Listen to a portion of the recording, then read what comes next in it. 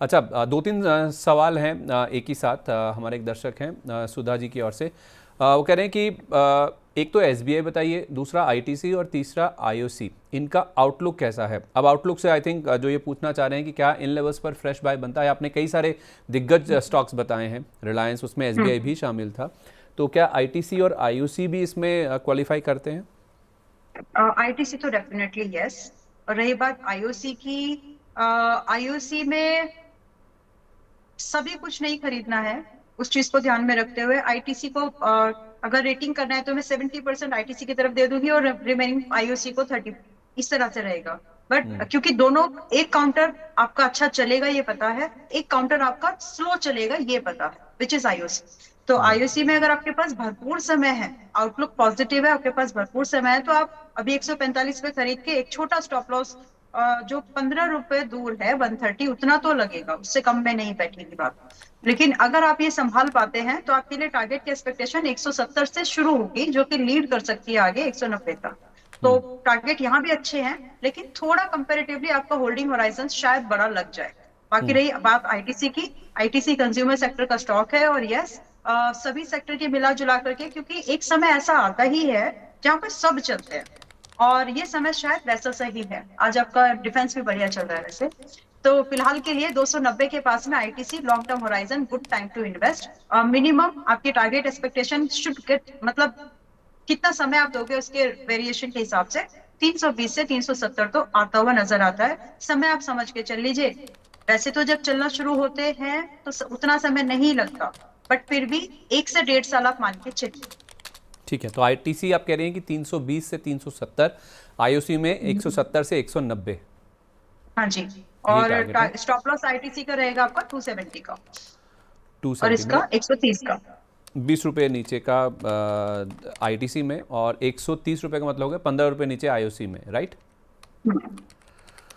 Okay, तो yes. ITC और IOC में भी आप खरीदारी करके चल सकते हैं। एसबीआई की बात तो हमने पहले भी करी है, तो आपके तीनों सवाल जो हैं वो एड्रेस होते हुए नजर आए हैं। शुभम गिरोत्रा जी का अगला सवाल है जो हमें मिला है। ये कह रहे हैं कि एक तो केएनआर कंस्ट्रक्शन, मेरे पास 5000 शेयर हैं 135 रुपये के प्राइस पर, 5000 शेयर ही हैं जमुना ऑटो के 133 के प्राइस पर, और टीटी के प्रेस्टीज 1000 शेयर हैं 598 के प्राइस पर। ये कह रहे हैं कि रचित सर ने कहा था इसे खरीद लीजिए, अब मुझे क्या करना चाहिए? 3 नाम है ma'am, KNR construction, Jamuna auto और उसके साथ साथ टीटी के प्रेस्टीज। ओके, टीटी के प्रेस्टीज, एक सेकेंड। 598 का है। हाँ जी, हाँ जी। 598, 440, 541 चल रहा है, ठीक है। एक स्टॉप लॉस आपको ध्यान में रखना है 590 का, इतना लगेगा आज के भाव के हिसाब से, इतना तो लगेगा। एंड अगर आपके पास गुंजाइश है तो ऐड कर लीजिए, ताकि आपको एग्जिट जो है प्रॉफिटेबल थोड़ा जल्दी बन सके। रेंजिंग फ्रॉम 570, 700 के टारगेट मुझे लगता है आ जाएंगे with this stop loss at 490। KRN construction 132 buy, fresh buy भी कर सकते हैं। जो लोग बाकी देख रहे हैं जिनका सवाल नहीं भी है, they can also look for the KRN construction for the fresh buy at 132.50 price. You got to maintain your stop loss at, इस हफ्ते का जो लो, लास्ट हफ्ते का जो लो बना है 115, उसी को स्टॉप लॉस कंसीडर करो। टारगेट कम से कम 150, 3 हफ्ते का व्यू। इन्वेस्टमेंट कर रहे हो 180, 6 महीने का। 1 से 6 महीने में आप कह रहे हैं कि 150 से ये 180 चला जाएगा। स्टॉप लॉस क्या बताया आपने, जो लो बोल रही थी आप? 115, 115। मतलब ये फ्रेश भी है जो भी लेना चाहते हैं? यस।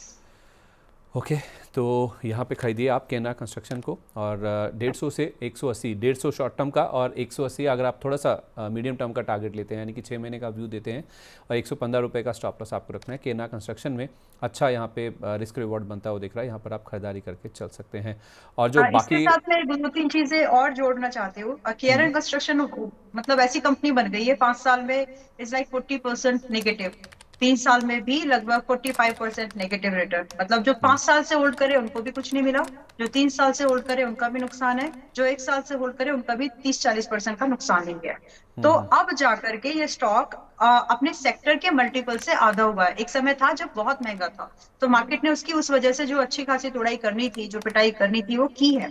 तो अब यहाँ से थोड़ा सा ना सिर्फ एक टेक्निकल, बल्कि अगर जो प्रॉफिटेबिलिटी अगर इसमें थोड़ी सी भी बढ़ जाती है, तो ये फिल्टर्स में आने लग जाएगा लोगों के सेक्टर से, सस्ते stock, profitable, and so and so. इसीलिए यहाँ पर आपका या फिर ओवरसोल्ड स्टॉक्स, ये सारी चीजें इसके लिए फेवरेबल कंडीशन में काम करने लगेगी। तो इसीलिए इसमें ये एग्रेसिव टारगेट्स मुझे दिखते हैं। तो 5 साल में कुछ नहीं दिया इसने, ध्यान रखिएगा। अब जो भी ये मूवमेंट आपको मिलेगा, वाई एम सेइंग, ये रेफरेंस मैंने सिर्फ आपको इसलिए दिया ताकि जब ये आपको दे प्रॉफिट टारगेट, आपको भी लेके निकल जाना है। क्वालिटी स्टॉक ऐसा नहीं कि 5 साल के बाद भी होल्ड कर लेंगे, फिर वही है कि कुछ नहीं आग लगेगा। तो इसलिए जब टारगेट मिले निकलना। ठीक है, परफेक्ट है। तो 150 और 180 के टारगेट्स को आप जरूर ध्यान में रखिए। मैम, मुझे पता है आपको जाना है, मेरे को सिर्फ आपके 3-4 मिनट चाहिए। 5-6 स्टॉक्स हैं जो कि बहुत एक्टिव हैं आज के सेशन में, थोड़ा रैपिड फायर कर लेते हैं। पहला नाम है ट्रेंड का, 5% ऊपर है, अब क्या करना है इसमें? नहीं, मेरे पास है, मेरे पास है। ओहो, अच्छा, ठीक है। तीसरा नाम आ गया ये आज, पारस डिफेंस और ये ट्रेंड, और एक नाम और था, कब से है। हाँ, पारस टीसीएस और ये ट्रेंड, 3 नाम आ गए। ओके, नेटवेब ये तो नहीं है आपके पास? नेटवेब में भी हम देख रहे हैं कि आज ज़्यादा मूवमेंट नहीं है, लेकिन ये स्टॉक चला है अच्छा लोअर लेवल से। यस, और रेगुलर रिकमेंडेशन में रहा है। आई एम हैप्पी कि मतलब जो स्टॉक हम लोग बात कर रहे हैं, लोग उस कमा रहे होंगे, बताया करो कि आप कमा रहे हो कि नहीं। और एक और चीज, don't get confuse in between your portfolio वाले स्टॉक्स एंड ट्रेडिंग वाले स्टॉक्स। ट्रेडिंग कर रहे हो तो रोटेशन आपको करनी पड़ेगी, वरना लॉन्गर रन में एवरेज रिटर्न एवरेज ही हो जाते हैं फिर। ठीक है, और रही बात आपने नेटवर्क के लिए पूछा है अभी, फाइन। तो अभी 4930 4933 के पास में है। अभी अभी पिछले हफ्ते भी इसने 4200 4100 के रेंज में बाई ही बोला था। 5200 से 6000 के टारगेट अभी भी इंटैक्टेड है। सवाल बड़ा ये है कि आज खरीद ले। हाँ, खरीद सकते हो, स्टॉप लॉस नहीं बदला, स्टॉप लॉस छोटा हुआ है थोड़ा सा, लेकिन 4200 का स्टॉप लॉस होगा, जो पहले 3700 का था। अब खरीद रहे हो तो स्टॉप लॉस और टारगेट सब ध्यान से सुनना। 17 जून को लेवल्स टारगेट सेम है, स्टॉप लॉस बदला है क्योंकि आपकी एंट्री बदली है। तो टारगेट क्या है? 5200 से लेकर के 6000। ठीक है, ओके। अगला नाम जो है नेटवर्क पे बाद, वो है साइंट का।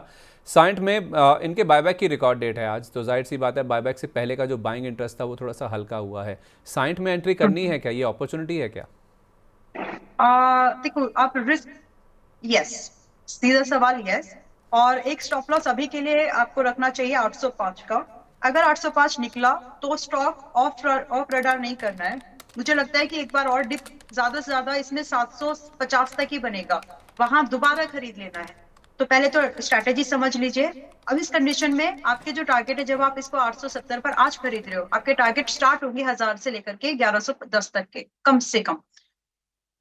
कम से कम इसके बाद की जो जर्नी है वो इन्वेस्टर वाली शुरू हो जाएगी। इसके लिए आपका 4 महीने का समय कम लगना चाहिए एटलीस्ट। और टारगेट अभी के लिए आपका स्टॉप लॉस, सॉरी, जो आपका स्टॉप लॉस है वो 805 का है। अगर ये ब्रीच हुआ तो आप इसको वापस से 750-60 की रेंज में दोबारा खरीद लीजिएगा with the same target, stop loss revised at 710। Same target के लिए दोबारा एंट्री बनाई जा सकती है। तो चाहे मैं शो में हूं या नहीं हूं, ये आप नोट डाउन भी करके रख लेंगे तो बाद में आपको काम आ जाएगा। मैं समझा नहीं मैम, थोड़ा मैं कंफ्यूज हो गया कि 805 के ऊपर लेना है जब तक है, या फिर 750 पर लेना है? नहीं नहीं नहीं, आज लेना है, अभी लेना 870 पर आज लेना है। 805 रुपए का स्टॉप लॉस है अभी के लिए। ठीक है, अगर ये बाय चांस ब्रीच हो जाए तो दोबारा से एंट्री बना सकते हैं हम लोग 750 के आसपास, 760 745, मतलब क्लोज टू 750। उस केस में उस 710 का कंडीशन स्टॉप में loss. Revise stop loss, yes, उस केस में आपका रिवाइज स्टॉप लॉस बन जाता है 710 का, but your target will remain same. ठीक है, परफेक्ट है, गॉट इट। तो अगला नाम जो है वोखार्ड का है। हाँ, ओके। संदीप जी, हम लोगों ने पीएनबी गिल्ड्स डिस्कस किया था क्या, जब मैं पिछली बार, मतलब पहले थी? मैं चेक क्योंकि करता हूँ, आप ये हाँ, वोखार्ड वो देखिए, तब कार्ड, तक मैं आपको बताता हूँ वो आपने यस, डिस्कस किया था कि नहीं। हाँ, वो कार्ड अभी दो बाय कर सकते हैं। स्टॉप लॉस बैठता है आपका 1800, 20 days moving average, simple strategy, इसका आपको ज्यादा कुछ नहीं करना। 1800 closing base should be your stop loss. आपके टारगेट की एक्सपेक्टेशन 2300 से 2750 की रह सकती है। ठीक है, मैं चेक कर रहा हूँ मैम, पिछली बार मेरी शीट में तो नहीं है, मैं फिर भी आपके रिकमेंडेशंस में अगर था तो मैं देख लेता हूँ। इसके बाद अगला नाम है बीएससी, आज थोड़ा सा नीचे है, क्या ये भी मौका है एंटर करने का? बीएससी अगर इन्वेस्टमेंट का होराइजन 1 ईयर का है तो हाँ, लेकिन विद अ व्यू कि आपको और थोड़ा अगर नीचे मिल जाए तो आप डरेंगे नहीं, 3800 3700 के पास आप और ऐड करेंगे। विद दिस क्लैरिटी, यस, आज बाय कर सकते हो। और आज आप अपना एक्सपोजर जो भी आप जनरल रखते हो वो रखिए। जो बाकी डिस्काउंट आएगा उसको सिप की तरह यूज करना, मतलब डिप में सिप जो वाला फंडा होता है उसको उसकी तरह यूज करिएगा। और अगर ये वापस से ब्रेकआउट कर देता है 4300 का, तब आप प्रॉफिट पिरामिडिंग ही कर सकते हैं। आपके लिए एक ही टारगेट 5000 से 6500 के दो टारगेट मैं आपको सजेस्ट करूंगी। 5000 ही समथिंग जो आपको 6 महीने का कम से कम समय लगेगा, 6500 ही समथिंग जो एज एन इन्वेस्टर अपने पोर्टफोलियो में मोर देन 1 ईयर अगर आप होल्ड करके जाना चाहते हो तो फिलहाल थोड़ी सी गुंजाइश है, 3800 3700 आ सकता है, लेकिन उसके लिए रुको ही रहो ये नहीं बोलूंगी। अगर मोमेंटम बना रहा तो नहीं आएगा। तो देर आर सम कंडीशंस जहां पे लगता है कि खरीद के हर स्टॉक पे एक ही स्ट्रैटेजी यूज नहीं होती। मैं आपको ये नहीं बोलूंगी कि आप 3700 3800 पर ही खरीदना, वो कन्विक्शन नहीं है। आया तो कर लेंगे, लेकिन आज छोड़ना नहीं चाहिए। ठीक है, ओके। वैसे तो मुझे डोम्स और आईएफसीआई के बारे में पूछना था, लेकिन एक दो हमारे प्राइम मेंबर हैं जिनके पूछ सवाल आ लीजिए, रहे हैं। डोम्स पूछ लीजिए, अच्छा अच्छा है, चल सकता है। ठीक है, बताइए फिर। ओके, 2300 के आस, क्योंकि इसमें मूवमेंट बन सकता है और अच्छी अपॉर्चुनिटी है। तो 2305 के आसपास है। स्टॉप लॉस आप मेंटेन कर लीजिएगा 2050, 2050। और यहाँ से जो टारगेट आपके स्टार्ट होंगे रेंजिंग फ्रॉम 2600 2950 तक टारगेट आपको मिल सकते हैं। होराइजन भी कम ही है, 6 महीने भी नहीं लगने चाहिए अकॉर्डिंग टू माई एनालिसिस। ठीक है। एक अनंत जी, मैंने आपको कहा था अभी हमारे साथ नए प्राइम मेंबर बन के जुड़े हैं, इनका सवाल है। एक तो ये नाल्को पूछ रहे हैं, कह रहे हैं मेरे पास 200 शेयर हैं 394 के प्राइस पर, 394 का प्राइस है, 200 क्वांटिटी इनके पास है, एवरेज करना है या नहीं करना है। और दूसरा कह रहे हैं कि हिंदुस्तान ऑयल एक्सप्लोरेशन ये भी है इनके पास, इसके बारे में बताइए। पहले नाल्को डिस्कस कीजिए, फिर मैं हिंदुस्तान एक्सप्लोरेशन की बात करता हूँ। जी, लेट द चार्ट लो। और नाल्को 370 360 कर सकते हैं बाय विद, इनके पास है क्या ऑलरेडी? पहले से हैं, पूछ रहे हैं कि एवरेज करना है कि नहीं। 394 का थोड़ा प्राइस सा है। और रुक जाइए। 394 का प्राइस है, ठीक है। आज एवरेज मत करिए, आपका एवरेज का भाव होना चाहिए 350 के आसपास। अभी भी 370 है राउंड फिगर। थोड़ा सा और रुक जाइए। ऐसा नहीं है कि 390 नहीं जा रहा है, यहाँ से जा रहा है, लेकिन वापस एक बार नीचे आएगा। So if you are comfortable with that movement, थोड़ा और रुक जाइए। या फिर इतना फर्क नहीं पड़ता एक्चुअली, जब आप 1 साल या 6 महीने 9 महीने की इन्वेस्टमेंट प्लान कर रहे हो एक हाई बीटा स्टॉक, तो आप आज ऐड कर सकते हैं। आपका एवरेज भाव उस समय बन जाएगा, मतलब जितने से भी आप ऐड करोगे ऐड करिए। लेकिन आपको ध्यान में रहना चाहिए अंडरस्कोर कि ये स्टॉक एक बार ऐसा समय आ सकता है कि 315 भी जाए। वहां पर डर के नहीं बेचना, बल्कि जितना ये नीचे जाकर के वापस रिकवर करेगा उतना ही यहाँ पर आपके टारगेट सटीक और बड़े बन जाएंगे। मतलब आराम से यहाँ पर आप 450 ऑनवर्ड्स अप टू 520 के टारगेट एक्सपेक्ट कर सकते हैं। This is not something I am talking for short term. कम से कम 1 1.5 साल का समय रहना चाहिए आपके पास में। ठीक है। और इनके पास हिंदुस्तान ऑयल एक्सप्लोरेशन भी है, जिसका प्राइस है 186 रुपये का। 100 क्वांटिटी इनके पास है, 158 के आसपास है, लॉस हो रहा है इनको। यहाँ पर अभी आपको एवरेज नहीं करना चाहिए। एवरेज 186 फिर 158, ठीक है। देखिए स्टॉक में मजबूती बनेगी 165 के वापस ब्रेकआउट पर। फिलहाल के लिए अगर आपको एवरेज का भाव ढूंढना है, क्योंकि समय बिताकर जाना इसको ऊपर है, वैसा इसका बिजनेस है इसलिए। और रही बात एवरेज करे या तो 165 के ऊपर या फिर 135 के आसपास, अभी बीच में है। फिलहाल कोई एक्शन नहीं लेना चाहिए। ठीक है, ओके। ये होगी बात इस स्टॉक की। एक आखिरी सवाल मैम, टाटा टेली सर्विसेज, आप वैल्यू बाइंग के लिए काफ़ी फोकस करती हैं वैल्यू बाइंग पे। इस स्टॉक में बड़े मूवमेंट के बाद, वापस करेक्शन के बाद फिर से अप मूव की जगह बन रही है क्या? Yes and thank you Sandeep ji. TTML अभी 46.50 पर है। बहुत लोगों के मन में सवाल है कि तेजस क्यों चल रहा है, तेजस नेटवर्क, तो जबकि फंडामेंटल्स में अभी कोई बातचीत नहीं है। तो हो सकता है ऐसे काउंटर्स में, अभी 2 3 काउंटर ऐसे आए थे जिसमें एक टर्न अराउंड स्टोरी क्रिएट होती है। कई बार उनकी पास्ट परफॉर्मेंस की वजह से कि कितने गिरे, वो सब कैलकुलेशंस के हिसाब से होता है। मतलब क्या कर रहे थे फिर कहां तक आ गए, ये लॉट ऑफ थिंग्स। तो अभी टीटीएमएल में फिलहाल की जैसी सी वैसी सिचुएशन लग रही है। आप इसमें प्रॉफिटेबिलिटी देखेंगे, बहुत सारी चीजें इसमें आपको ना थोड़ी बदलती हुई नजर आएंगी।